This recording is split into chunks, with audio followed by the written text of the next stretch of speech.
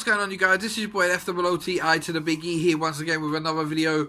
It was Roadblock End of the Line last night on the WWE Network. This is my results and reactions video. First off, I want to start by saying, as much as there was great action in this pay-per-view, there was some terrible bookings along the way. So let's not waste no time, people. Let's get into this. So first up, I want to start with the match between Rousseff and Big Cass on the pre-show. It was backwards and forwards. It was just two big brutes going at each other. It went all around the arena, in the crowd, in the aisles, around the ring, everything, whatnot. And it was a decent matchup to warm up the pre-show. It was Big Cass obviously defending the honour of his mate Enzo, who got his little pecker out in front of Lana a couple of weeks ago on Raw. Apparently there's going to be a rematch on this edition of Raw tomorrow night, so that's something to look forward to. It was a good way to start the pre-show, and yeah, it did what it needed to do, get the crowd warmed up. So let's move on, people.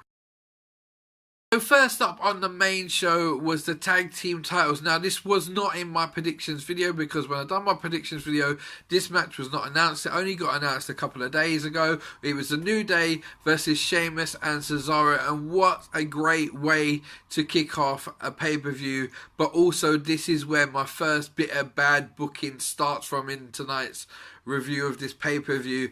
And the New Day are no longer your WWE Tag Team Champions. Sheamus and Cesaro are the new Tag Team Champions on Raw.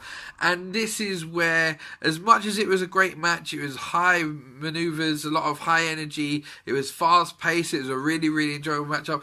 This is the problem with my booking on this one is, you had Charlotte last year take the title off of Nikki Bella after she'd just become the longest Divas champion, and they've done exactly the same to the New Day. After everything we've gone through of saying the New Day need to drop the titles, and they made it perfectly clear that they were out to beat Demolition's record, it just kind of ruins the whole effect when the fact that they've just beaten the record and they lose the title straight away, just like Nikki Bella did last year.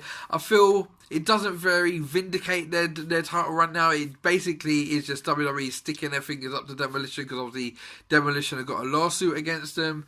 And yeah, it just kind of took the spoil off the New Day reign for me, this one. So Sheamus and Cesaro are your new tag team champions, and the New Day came to the end of the line, people. Let's move on.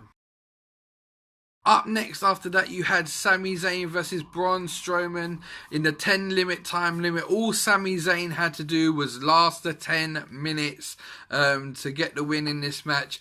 It started off pretty good. Sami was on the offense for the first minute, and then after that, Braun Strowman absolutely took over, dominated Sami for the next 8 minutes. Sami had the last 1 minute of the match, so pretty much Sami had 2 minutes in the whole match where it was Sami. The rest of it was Braun just destroying him. Mick Foley came out with a towel, going to throw in the towel. Braun told him to do it. Sami took the towel off of Mick Foley, threw it in the crowd. Sami was getting an absolute beatdown. In the end, Sami Zayn did survive the 10 minutes. Sami Zayn was crowned your winner in this one. This one was, it was alright. I'll be honest, I like Sami Zayn. I don't like Braun Strowman, but it was where it was. It was just basically storytelling to make, again, Sami look like the ultimate underdog. He is the new Daniel Bryan, you might as well say. So it told the story that Sami could guy it out when he needed to and get through it. And yeah, it was a decent matchup while it lasted for the 10 minutes. So Sami Zayn lasted the 10 minutes and won the match. Let's move on, people. Next up on the night, you had Seth Rollins taking on Chris Jericho. Now, this was one of the matches in Roadblock that I was really, really looking forward to when the pay-per-view got announced and the match got announced. But I'll be honest with you guys, as much as the match was okay-ish, I just feel like it didn't really deliver when I really wanted it to. I expected great things from Seth and Chris Jericho, and it never really materialised that. It didn't grab my imagination. It was a decent enough match, but I just expected a lot more from these two. They're both great, really, really good workers. I expected a hell of a lot more. Seth got the win when Kevin Owens interfered, trying to help Chris Jericho out, because them two had a falling out earlier on in the evening and a couple of weeks leading up to it. So Kevin Owens tried to help Jericho out, and it just led to Seth Rollins getting a win, and Seth Rollins won this battle between Chris Jericho and Seth Rollins. So let's just move on, people. So up next, you had the Cruiserweight match between TJP Brian Kendricks and Rich Swann for the Cruiserweight Championship. This match was alright. It didn't last very long. It was quite a short cruiserweight match, title match. There were some great moves along the way. It wasn't really wowing. It didn't really wow me. The wow factor in this one, and this is a bit of booking that I do actually like. I think this is a great bit of booking. Was at the end of the match, Neville's music hit. Neville came out, attacked Rich Swann, attacked TJP, attacked Brian Kendricks. Totally turned heel. Me and a friend that I have been saying for a while would like to see Neville in the Cruiserweight division, so it looks like it is going that way. They've turned him heel, and I think this is just the thing that Neville needed to rejuvenate and revitalise his career at a time that he needed it the most. So I'm happy with a bit of booking on this one, as much as I wasn't with the New Day. But yeah, I told you there was good booking and bad bookings, and this is a good one. So Neville is heel, Rich Swann is your still Cruiserweight champion, and let's just move on, people. Next up, you had Charlotte versus Sasha Banks in the Iron Man match for the WWE Women's title on Raw. Now, this one I predicted that Charlotte would get the win because she's on this phenomenal run, and that is exactly what happened. Charlotte is now your four-time WWE Women's Champion on Raw. She beat Sasha Banks at 3-2 in overtime. And now this is where my next bit of gripe on the booking comes. It was not the best match. It wasn't the best that we've seen out of these two. They wrestled for pretty much most of the time limit before the first fall. I think it was around about the 25-minute mark. The first fall happened, and then Charlotte went one up. Sasha pulled it back to 1-1 so quickly afterwards. Then quickly after that, Sasha went up 2-1, and then right on the end, in the last 10 seconds, Charlotte had Sasha in the figure eight, and it got down to 2 seconds. Now, you're thinking in your mind, you're 2-1 up, you can hold on for 2 seconds. 2 seconds to hold on, and you will be crowned, or you will regain your title and be Women's Champion. But no, on 2 seconds, Sasha taps out, and this is a bad bit of booking again for me. Sasha taps out, and it goes to the referee's decision to go into overtime. Sasha tries to hit a couple of moves in overtime, but she's got worn down knees by this point, and Charlotte pulls it out of the bag. But I don't mind Charlotte getting the win. I know they want to keep this run going with Charlotte of her being dominant at pay-per-views and not losing, but as I said previously in my predictions video, Sasha needed to win to vindicate herself as a top person in women's division. You know, her 3 title reigns now have been really, really short. I felt like she needed a long run to really get herself out there and to make a statement, and WWE have scrapped that again. Obviously it was the final encounter. There is no rematches, so Sasha is not getting a rematch, and to be fair, I think it's a good thing, because I would say, as much as I love Sasha and I love this rivalry she's had with Charlotte, it has been well overcooked now, and I'm more than ready to move on to bigger things in the women's division on the Raw side. It's just a shame that Sasha is not your champion. I understand why they're doing it with Charlotte, but hey, the booking on this match is just, with the ending, it was absolutely terrible again. And yeah, let's just move on, people.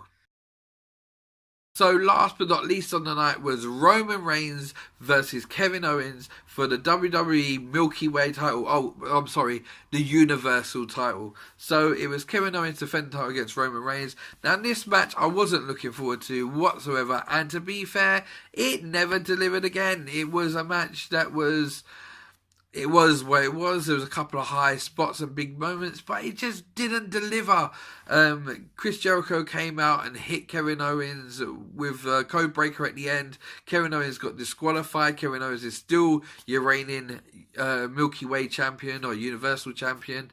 And yeah, it just didn't really deliver. The best bit apart about this match was right at the end, after Jericho had cost Roman Reigns the win.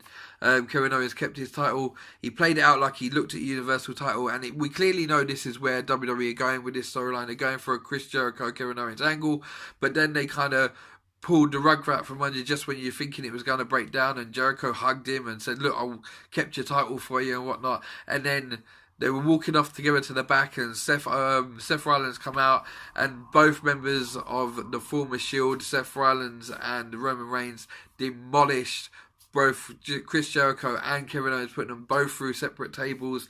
And that's the way the show went off the air. In a nutshell, with this show, I wasn't over impressed. I felt like there was great action at times. There was some terrible booking along the way. I wasn't looking forward to this pay-per-view going into it. It was a lot better than what I expected. I wasn't looking forward to it, but there was terrible bookings, and it is just a total raw shenanigans with the shenanigans finishes and stuff like that again that I said would happen on the predictions video that I did, and it is exactly how it played out.